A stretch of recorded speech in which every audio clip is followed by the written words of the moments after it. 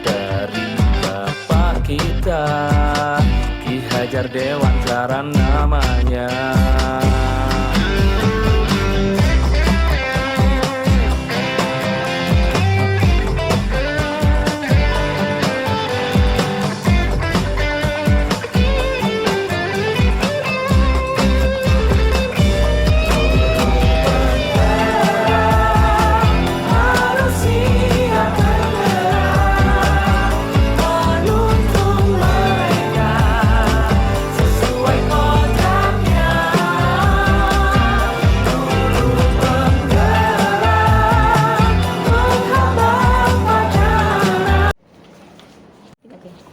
Assalamualaikum warahmatullahi wabarakatuh, Pak. Waalaikumsalam warahmatullahi wabarakatuh.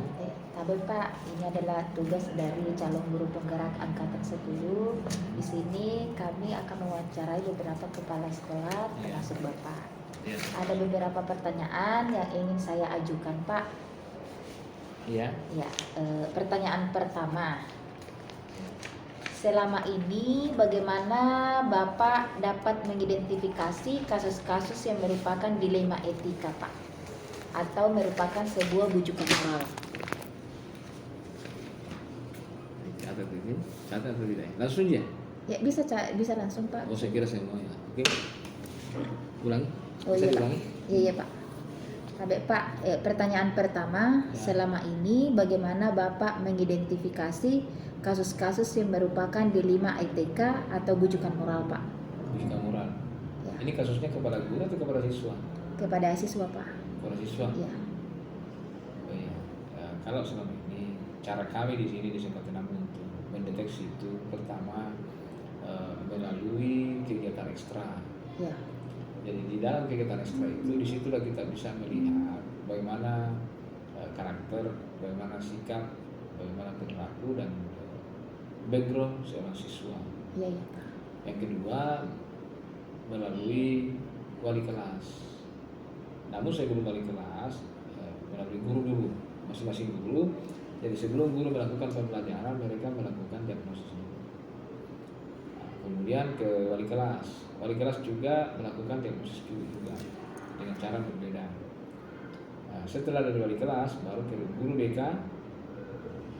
Dan disitulah di guru BK semua data-data siswa itu di cover di guru BK. Nah, disitulah kita bisa mengetahui bagaimana dilema etika atau apa tadi? Bujukan moral. Bujukan moral seorang siswa. Kemudian langkah-langkah yang dilakukan untuk menangani hal tersebut, kami lakukan pertemuan dengan orang tua siswa. Misalnya ada di antara siswa yang memiliki masalah atau kasus atau memiliki cita-cita, jadi biar siswa tidak bermasalah juga bisa dilakukan. Kita tanya cita-citanya seperti apa, prospeknya seperti apa ke depan, baru kita undang orang tua siswa. Seperti itu. Iya, Pak. Pertanyaan kedua, Pak.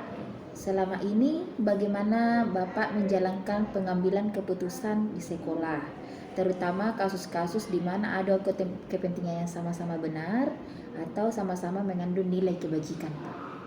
Siswa lagi nih. Iya. Oh, iya. Nah, tentu kita melihat bagaimana latar belakangnya, latar belakang kasusnya. Ya. Di sini kan biasa kasus itu ada unsur kepentingan. Misalnya sama-sama merasa benar. Ya. Nah, di situ kan pasti kedua belah pihak ini merasa benar. Nah, tentu kita lakukan deteksi dulu apa latar belakang masalah terjadi. Kemudian cara pengambilan keputusannya tentu kita melibatkan teman-teman yang ada di sekolah. Pertama, kita libatkan sahabat siswa tersebut. Kemudian kalau dia masalahnya dalam kelas, maka kita panggil ketua kelasnya. Kita ajak ketua kelasnya, kemudian kita berdiskusi dan kita ajak juga wali kelasnya. Kalau kasusnya di organisasi intrakurikuler, kan biasa juga terjadi ini kasus di intrakurikuler. Iya Pak. Maka kita panggil juga, ajak juga komunikasi ketua organisasi tersebut dan pembina organisasi tersebut untuk mencari jalan keluarnya. Kita upayakan tidak ada yang dikorbankan, tidak ada diskriminasi di antara mereka.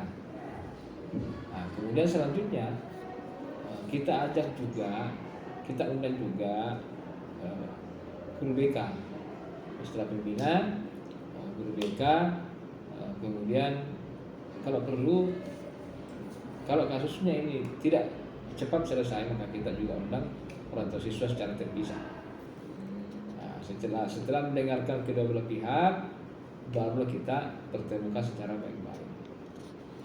Itu prosedur, itu SOP-nya. Iya Pak. Nah, cuma selama ini kegiatan di sekolah, kadang saya itu tidak mengetahui, maksudnya kasusnya tidak sampai ke saya. Kenapa seperti itu? Karena pihak kesiswaan itu sudah menyelesaikan sebelumnya. Jadi tidak selamanya kasus yang ada di bawah itu di siswa sampai ke kepala sekolah. Biasanya mentok atau selesai persoalan ini di wali kelas. Nah, kalau kasusnya meningkat, maka dia selesainya biasa di kesiswaan. Nanti pada saat divonis atau misalnya keputusan akhir, maka harus di kepala sekolah. Hampir 99% ketika ada masalah di sekolah atau kasus di sekolah itu selesainya di kesiswaan. Tidak ada sampai ke kepala sekolah. Pertanyaan selanjutnya Pak, hal-hal apa saja yang selama ini Bapak menganggap efektif dalam pengambilan keputusan pada kasus-kasus dilema etika Pak yang terjadi? Masih di siswa ya? Iya Pak. Terima kasih banyak nih pertanyaannya ini, luar biasa, juga bisa sekaligus motivasi buat saya, Iya Pak. sekaligus pelajaran buat saya selaku kepala sekolah supaya tetap konsisten dengan aturan-aturan atau tertib yang ada di sekolah. Nah, ini apa tadi pertanyaannya? Hal-hal apa saja apa yang saja dianggap efektif dalam Nah, pengambilan keputusan Pak? Baik, yang dianggap efektif itu tentu kita melihat regulasi juga. Nah, kan di sekolah itu kan ada juga tata tertib sekolah. Nah, tentu kita mengacu kepada tata tertib sekolah ini yang sudah disepakati pada saat penerimaan siswa baru atau MPLS. Kemudian yang saya anggap efektif juga ketika pengambilan keputusan itu diputuskan secara bersama-sama. Iya Pak. Di antara pihak-pihak seperti pihak siswa, kemudian pihak dari OSIS, kita libatkan juga pihak wali kelas, guru BK, seperti itu. Nanti di kesiswaan ini biasanya kesiswaan itu memfasilitasi antara siswa A, siswa B, sehingga kasusnya atau masalahnya cepat selesai. Ya, Masih ada? masih ada Pak. Ya. Nah, ini terkait dengan pengambilan keputusan pada kasus-kasus dilema etika yang Bapak lakukan selama ini. Bisa stop. Ya, ini Pak, pertanyaan selanjutnya terkait dengan pengambilan keputusan pada kasus-kasus dilema yang Bapak lakukan selama ini. Hal-hal apa saja yang selama ini merupakan tantangan dalam pengambilan keputusan pada kasus-kasus dilema etika tersebut? Ya, betul. Jadi kadang kita pada saat mau mengambil keputusan itu dilemanya luar biasa.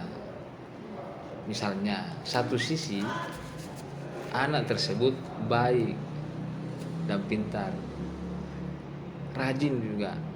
Di sisi lain, kadang anak tersebut itu karakternya itu susah diatur.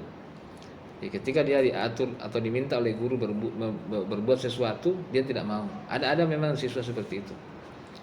Ya, dilemanya di situ keputusan. Kalau kita ikuti maunya guru bahwa siswa tersebut harus keluar, dikeluarkan dari sekolah karena melawan guru. Nah, tapi kalau kita mengacu kepada kurikulum merdeka khususnya, maka kita tidak boleh sekolah serta merta langsung mengeluarkan siswa tanpa melalui prosedur.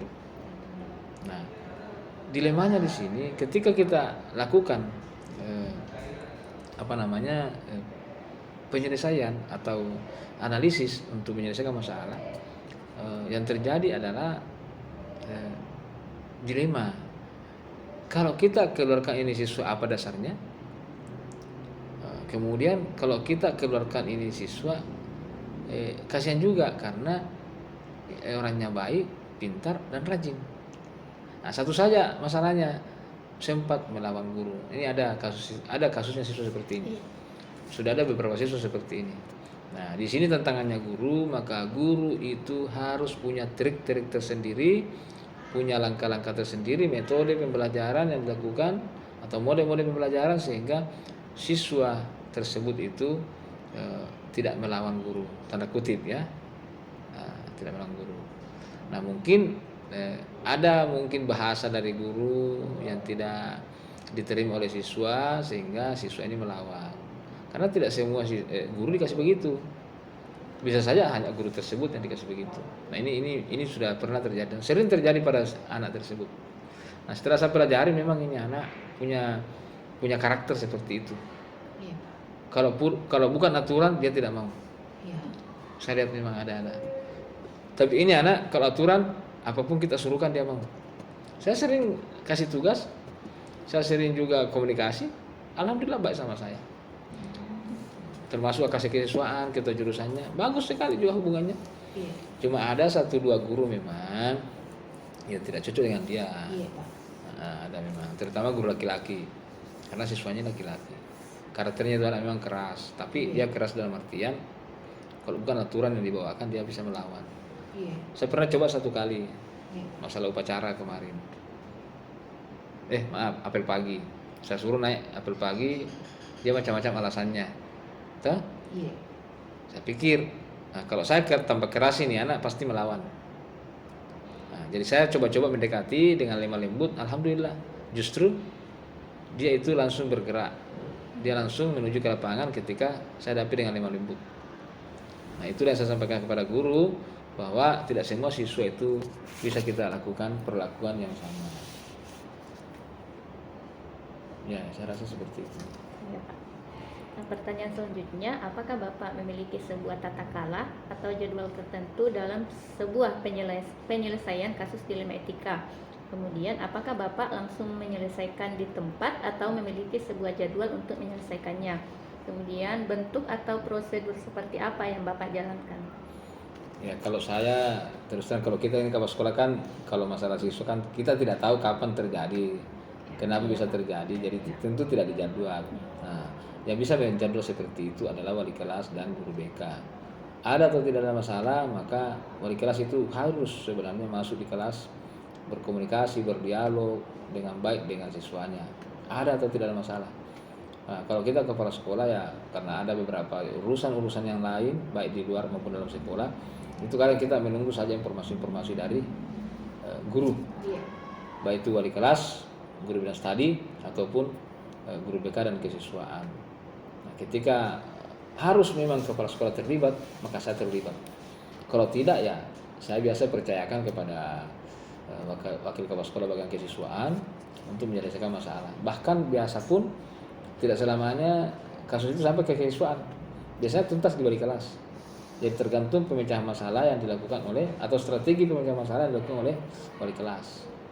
Ada wali kelas mungkin yang ya boleh dikatakan kurang peduli, kurang perhatian sama kelasnya. Ada juga yang sangat peduli. Ya, seperti itu. Nah, baik. Jadi intinya saya tidak punya jadwal tertentu. Oh, ya, Pak. Dan kadang saya secara spontan ketika saya sendiri menemukan masalah, saya sendiri menyelesaikan di tempat. Kadang juga kalau saya sibuk, saya ajak ke ruang BK atau saya panggil, saya telepon guru BK, silakan tangani, atau wali kelasnya saya telepon. Kalau saya tidak sibuk, saya sendiri menyelesaikan, dan selama ini alhamdulillah Kalau seperti itu langsung selesai di tempat. Tidak usah melebar persoalan. Ya. Ya, pertanyaan selanjutnya Pak, adakah seseorang atau faktor apa yang selama ini mempermudah atau membantu Bapak dalam pengambilan keputusan dalam kasus-kasus dilema etika? Maksudnya ada orang terlibat? Iya Pak, Ada yang lah. membantu Pak. Pasti ada. Ya tadi saya katakan guru bidas tadi, wali kelas, guru BK dan wakase ke siswa, serta pembina organisasi ketika masalahnya atau kasusnya di organisasi. Kalau masalahnya di internal atau misalnya siswa itu sendiri, nah itu tidak perlu terlibat pembina organisasi. Cukup yang dilibatkan adalah guru yang bersangkutan, wali kelas, guru BK dan kesiswaan. Tapi tidak selamanya keempat-empatnya terlibat. Dan juga tidak selamanya saya terlibat menyelesaikan masalah. Tergantung kasusnya. Kalau kasusnya berat saya terlibat mungkin. Kasus-kasusnya ringan ya tidak perlu. Masih banyak urusan lain yang harus diurus. Iya Bapak. Ya, pertanyaan terakhir Pak. Oh iya. Dari semua hal yang telah Bapak sampaikan, pembelajaran apa yang Bapak petik dari pengalaman Bapak mengambil keputusan terkait dilema etika Pak? Iya. Pertama pembelajarannya bahwa tidak semua itu manusia sama. Tuhan sudah menciptakan manusia itu sempurna dan berbeda-beda kesempurnaan itu. Nah, ketika manusia memiliki kekurangan, maka disitulah kesempurnaan sebagai manusia. Nah, kalau ada manusia tidak ada kekurangannya berarti bukan manusia. Iya. Karena manusia pasti ada kekurangan. Iya Pak ya. Dan disitulah kesempurnaan dia sebagai manusia ciptaan Allah Subhanahu wa Ta'ala. Terkait dengan pengalaman apa tadi pembelajaran apa Yang bisa dipetik. yang bisa dipetik, tentu kita mengacu kepada aturan dalam agama kita, agama Islam, bahwa dalam penyelesaian masalah setiap umat itu Allah saja punya aturan, Islam juga punya aturan. Nah, tentu dalam kegiatan-kegiatan di sekolah, jujur saya terus terang itu model kepemimpinan saja di sini itu mengacu kepada model Islam. Misalnya terlepas dari siswa ya, masalah kepemimpinan di sekolah, saya biasa sampaikan sama teman-teman, tolong teman-teman, kita ini ibaratnya di masjid, saya adalah imam. Ketika imam melakukan salat berjamaah sesuai dengan aturan, sesuai dengan syariat agama, sesuai dengan fikih, maka semua jemaah harus ikut. Ketika misalnya imam melakukan kesalahan dalam memimpin salat, maka kewajiban makmum untuk menegur imam secara syariat. Misalnya makmum mengatakan subhanallah, subhanallah, itu kan teguran, cara menegur imam. Dan imam yang mengerti teguran itu akan melakukan perbaikan. Begitu juga di sekolah. Karena kepala sekolah juga adalah manusia biasa, tidak sempurna. Tentu dalam kepemimpinannya, apalagi macam saya yang sudah periode, tentu selama kepemimpinan saya pasti ada kesalahan-kesalahan, kekurangan-kekurangan. Dan cara teman-teman memberikan masukan kepada saya itu masuk di ruangan sini secara persuasif, secara individu, atau mewakili kelompok untuk menyampaikan masalah tersebut. Dan saya selaku imam, sebagai imam, kalau memang saya yang salah, maka saya harus perbaiki. Tapi kalau misalnya penerimaan teman-teman keliru, maka saya harus jelaskan bahwa gini loh maksudnya, begini loh tujuannya ini kegiatan. Alhamdulillah selama kurang lebih 2 periode sini, alhamdulillah hal itu saya lakukan. Alhamdulillah teman-teman semua enjoy saja, biasa-biasa saja. Dan saya itu terus terang tidak merasa bahwa saya kepala sekolah yang harus diikuti, yang harus otoriter, tidak. Cuma satu yang harus diikuti dari saya, yaitu apabila aturan penyampaian dari saya adalah penyampaian terusan yang saya teruskan dari kementerian atau pemerintah atau dinas pendidikan. Kalau aturannya dari saya sendiri, bersumber dari saya sendiri, maka saya tidak mengharuskan teman-teman mengikuti. Tapi kalau aturannya atau kebijakan atau penyampaian saya terkait dengan keputusan atau kebijakan dari pemerintah baik pusat maupun provinsi, maka saya mengharuskan juga teman-teman melakukan itu. Nah, itu yang saya lakukan di sini. Alhamdulillah. Nah, itu kalau untuk guru dan staf. Tapi kalau untuk siswa ya begitu juga, tergantung. Dan saya selalu berupaya mengikuti aturan karena saya tidak mau tabrak, saya tidak mau berhadapan dengan hukum. Saya tidak tabrak hukum. Saya merasa aman dan kita semua merasa aman ketika apa yang kita lakukan ini selalu sesuai dengan norma-norma hukum, norma agama, norma masyarakat. Tidak boleh kita melanggar. Karena memang kita manusia ini diberkahi oleh Allah dengan tiga kecerdasan, yaitu kecerdasan intelektual, kecerdasan emosional, dan kecerdasan spiritual. Maka kita harus junjung tinggi itu. Kalau saya pribadi, kecerdasan itu yang kita harus junjung tinggi. Artinya, tapi kalau kita pemimpin itu yang paling utama adalah nomor satu dulu kecerdasan spiritual dulu. Dengan memiliki kecerdasan spiritual untuk menjalankan kecerdasan emosional tidak susah. Karena selalu berbanding lurus ini spiritual dengan emosional. Artinya kecerdasan emosional maksudnya bagaimana kemampuan kita, kecerdasan kita sebagai orang yang mampu menghargai orang lain, yang mampu memanusiakan manusia. Nah, terkadang orang intelektualnya didahulukan, selalu aturan, regulasi, sementara kita melupakan atau mengabaikan yang namanya kebijakan atau perasaan. Jadi saya tuh di sini menggunakan itu kecerdasan spiritual sebagai dasar, kemudian kecerdasan emosional, dan berikut adalah intelektual. Karena intelektual itu sebenarnya bagaimana ya? Tidak terlalu diharuskan seorang pemimpin karena banyak bawahan-bawahan kita yang pintar. Jadi menurut saya seorang kepala sekolah itu tidak harus pintar. Yang harus kepala sekolah adalah bagaimana mampu menghargai orang lain. Bagaimana caranya sehingga mampu memanusiakan manusia. Saling menghargai, saling menyayangi, saling menghormati, itu intinya kepala sekolah. Tidak harus dipintar. Pintar itu ya, macam saya, alhamdulillah boleh dikatakan sejak saya kepala sekolah tidak pernah kerja. Kalau masalah keuangan silakan bendahara selesaikan. Masalahnya siswa, kasih ke siswa. Masalah sarana prasarana ada urusan Sapras. Masalah kurikulum ada kasih kurikulum kok. Masalah jadwal dan sebagainya, jadi tidak perlu saya kerja. Alhamdulillah saya terang-terang begitu. Biasa-biasa saja. Kurang lebih 8 tahun sudah ini.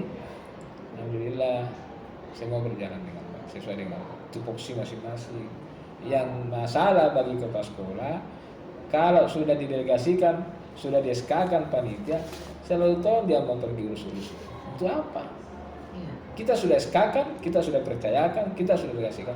Terkecuali kalau teman tersebut yang sudah di-SK-kan tidak mau menyelesaikan persoalannya, sudah tidak menyelesaikan pekerjaannya, karena ya kepala sekolah memang harus menyelesaikan masalah. Kita sudah SK-kan teman, di dalamnya salah satu pasal mengatakan panitia yang dianggap cakap atau bisa atau mampu mengerjakan dan melakukan pelaporan ketika selesai kegiatan. Nah, silakan dikerjakan oleh panitia seperti itu. Nah, kalau misalnya ada kendala, barulah seorang kepala sekolah itu turun tangan. Begitu juga dengan siswa. Ketika misalnya guru tidak sanggup nih, wali kelas sudah tidak sanggup lagi melakukan menyelesaikan masalah tersebut sampai dengan KBK, sampai dengan kesiswaan, maka keputusan terakhir ada di kepala sekolah. Ibaratnya di rumah sakit, ketika seorang pasien sudah tidak mampu lagi ditangani oleh perawat, maka dokter yang harus memutuskan apakah pasien tersebut kita amputasi atau tidak. Apakah pasien tersebut kita tetap merawat di rumah sakit atau kita kembalikan ke rumahnya atau ke keluarganya. Nah, seperti itu juga di sekolah. Nah, di sekolah itu ya seperti itu juga. Bagaimana caranya kita menghadapi peserta didik, karena peserta didik adalah produk kita. Kalau bagus pabrik kita, kalau bagus cara kita memproses ini barang, maka otomatis produk kita ini akan bagus. Mereka akan dicari oleh perusahaan. Kalau kita SMK, Iya Pak. mereka akan digaji perusahaan. Bukan siswa pergi cari pekerjaan, tapi perusahaan akan datang di sini mencari bagaimana produk kita, apakah bagus. Misalnya kita produk barang, produk coklat. Kalau coklat kita dicicipi bagus, enak dimakan, maka orang akan datang mencari mana coklatnya itu si anu, saya katakan mana. Saya mau beli biar mahal, karena bagus, kualitasnya bagus. Nah, kalau alumninya bagus, berarti prosesnya bagus. Kalau alumni kita tidak bagus, berarti proses tidak bagus. Iya Pak. Sama dengan barang. Nah, ya kita tulis sekolah harus memang pandai-pandai dan selalu belajar, jangan berhenti belajar. Seperti guru penggerak ini, alhamdulillah, saya tuh sangat bersyukur banyak guru penggerak Iya. karena bertambah ilmu. Iya. Jangan kita berasumsi bahwa saya masuk guru penggerak karena mau jadi kepala sekolah, mau jadi pengawas, jauh, kasih jauh itu pikiran begitu, salah target, salah sasaran. Kita masuk penggerak karena mau belajar, mau tambah ilmu, mau tambah wawasan, mau tambah teman. Iya betul Pak. Tambah pengalaman juga Pak. Tapi pengalaman. Saya rasa seperti itu. Iya. Terima kasih banyak sudah diberikan ilmu. Kita dia Pak ini. Alhamdulillah setelah ada beberapa pertanyaan ini Pak, terima kasih banyak Pak atas Sama-sama. jawaban dari pertanyaan yang diajukan Pak. Ini juga merupakan suatu masukan dari kami, Ya, umpan balik dari kami. ya. Ada beberapa menyelesaikan kasus dilema etika Pak. Jadi ada masukan Bu? Siapa tahu jadi kepala sekolah gue juga nanti begitu. Amin. Kalau saya caranya seperti itu. Iya Pak. Jadi kalau nanti kan dari nanti kan